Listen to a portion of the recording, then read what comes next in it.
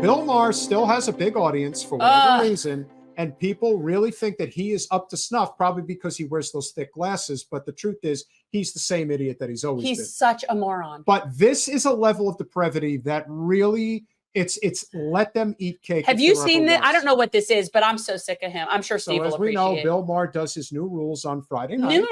And he wants you to know that everything is fine. In fact, it's so good that you're an idiot if you can't see it. So here we go. Finally, new rule: being obsessed with your mental health is bad for your mental health. I've been thinking a lot lately about a puzzle many are struggling with. Why are Biden's approval ratings so low when things are generally pretty good? Now, of course. No, they're not. And Joe is not good. Like, it's that simple. I don't want to pause this for long, but let's just be very clear. Improving outlook? Improving outlook. For who? Steve, are we having an improved outlook that I'm not aware of? I got some things to say after this. I'll give you There are problems. America's a big place, but wages are rising. Unemployment is negligible. The stock market is soaring. We somehow brushed off both the Trump presidency and the pandemic. Yes, inflation persists for a lot of things, but you know, an actual good, nice-sized TV now costs $60. Who gets credit for that?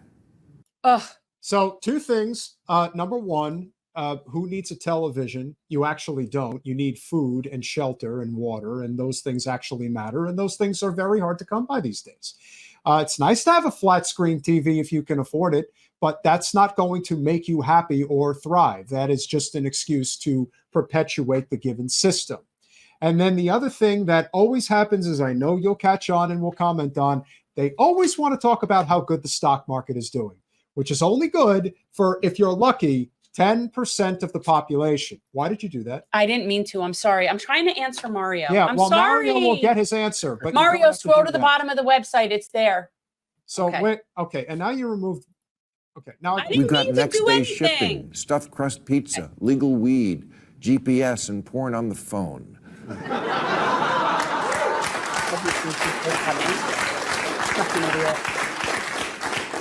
Cheer the fuck up.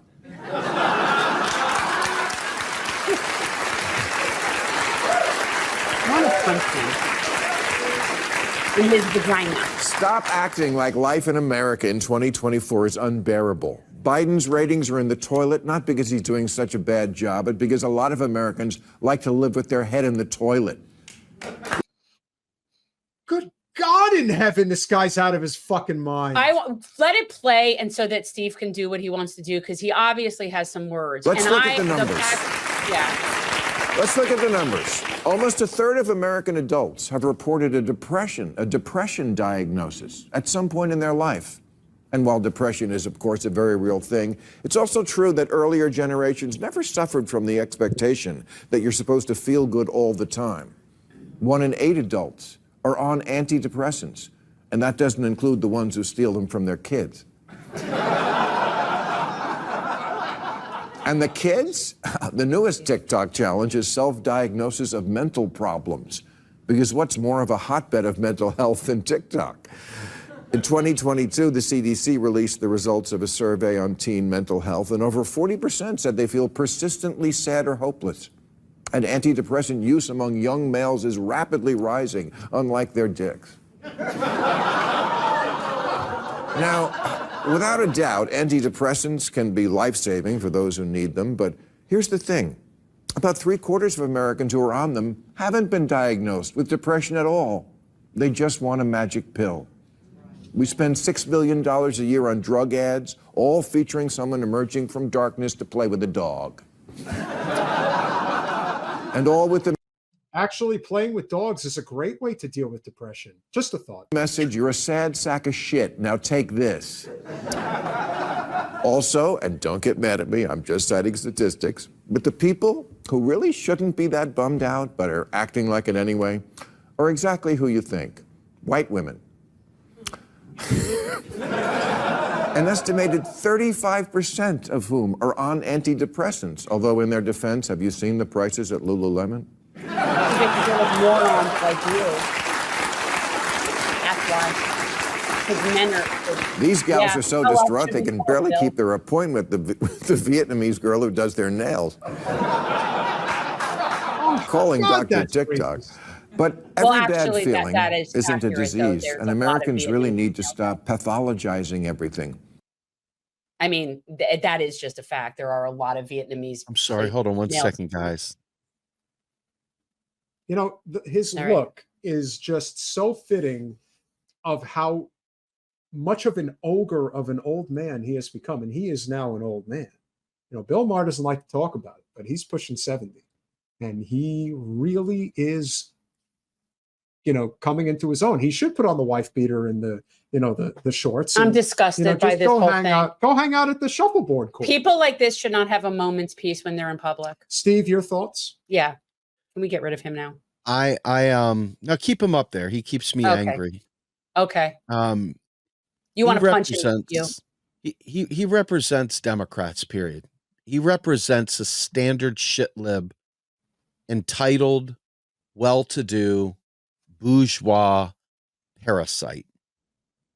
And these are the types of people. I mean, we have them in the MMT community. They're these rich people telling us that Biden stuck the landing at the State of the Union as he red baited, as he sat there and called people illegals, and he stuck the fucking landing. I have become so disgusted with people, even in my own little sphere, that I'm minimizing my sphere because I'm so disgusted that this is the kind of stuff, these are the kinds of folks that they would go out and have a glass of wine with. And to me at this point, we have to really wise up that this is genuinely how they fucking feel. This isn't like a shtick. He's putting a joke on it because it's a show. This is literally how they feel. Yeah. I'm watching these people. Biden may sometimes stumble, but he's a really great guy. And I say, can you explain genocide and why we're funding it? They're like, huh? Like literally like bobblehead clueless parasites.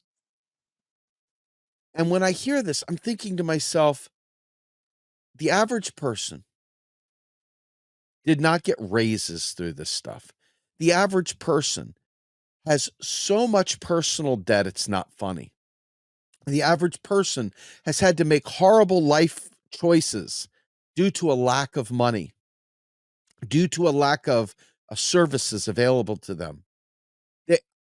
We had to make, you know, folks, my mom died on March 3rd. We buried her, so to speak, Saturday.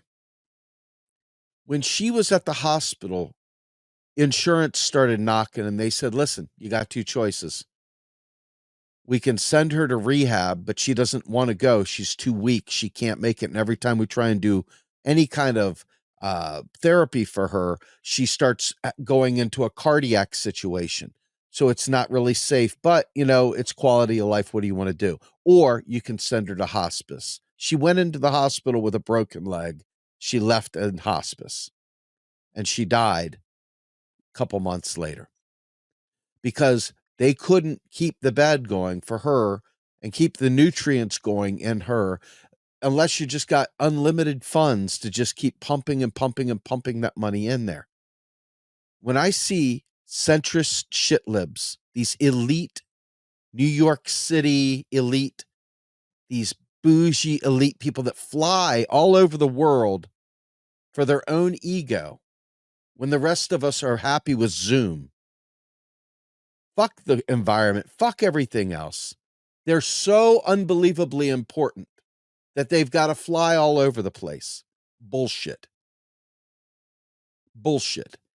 And when I hear this kind of entitled, ridiculous privilege,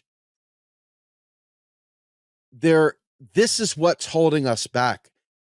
Beyond the real ownership class that hides above the clouds, you'll never see them. You don't interact with them.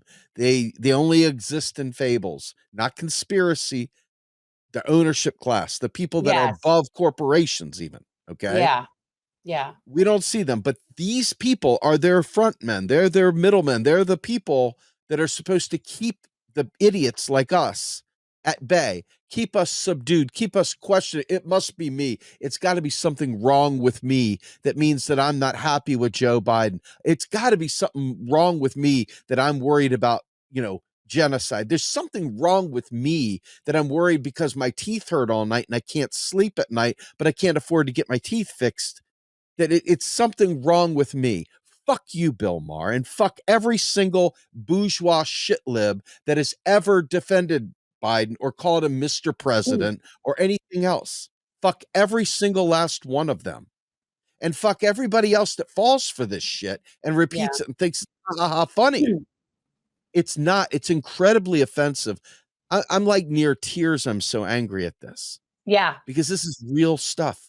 I didn't see this is why this I do the before. MMT stuff. It's not because I give a shit about accounting. I could give a crap about accounting. But I care about it because I want to uncover the lies these fuckers tell. And so when you hear this stuff and you see this stuff, I want you to understand a couple of very important things that have happened over the supposedly great economy. Number one, with the interest rates hiked to the gills, that is all brand spanking new money given, literally given to the wealthy people that have bonds. The wealthy people that already have money get more money. That's why we didn't go into recession, because GDP, what does GDP measure? GDP measures every fucking transaction in the economy. It doesn't discriminate. It doesn't say good, bad. It's just all of it. Okay. When Wall Street's doing good, hey, the economy's great, isn't it? For the rich. But for Main Street, they're sitting there slogging through, listening to some fucking asshole like Bill Maher and others that should know better in the economics profession, that should absolutely know better. When people are struggling and they sit there and they say, oh, it must be, they're Trumpers, or they don't like, they're ageist, or they come up with some other worthless explanation for why they're upset, why they're hurting, and why they're not going to, quote unquote, fall in line. When I hear that, my blood boils, because I know, unfortunately, instead of fighting back in the correct way, our big allies that have the big platforms that get all the fucking likes and tweets are going to go out there and talk about their hard-earned tax dollars going to Gaza or Israel. They're going to talk about their hard-earned tax dollars. The people that should be fighting, instead, they're going for the likes and clicks, saying the most vapid and vacuous bullshit imaginable, and wondering why guys like me come in there and fucking punch them in the mouth on social media. Because I'm so sick and tired of people squandering platforms when guys like this go out there.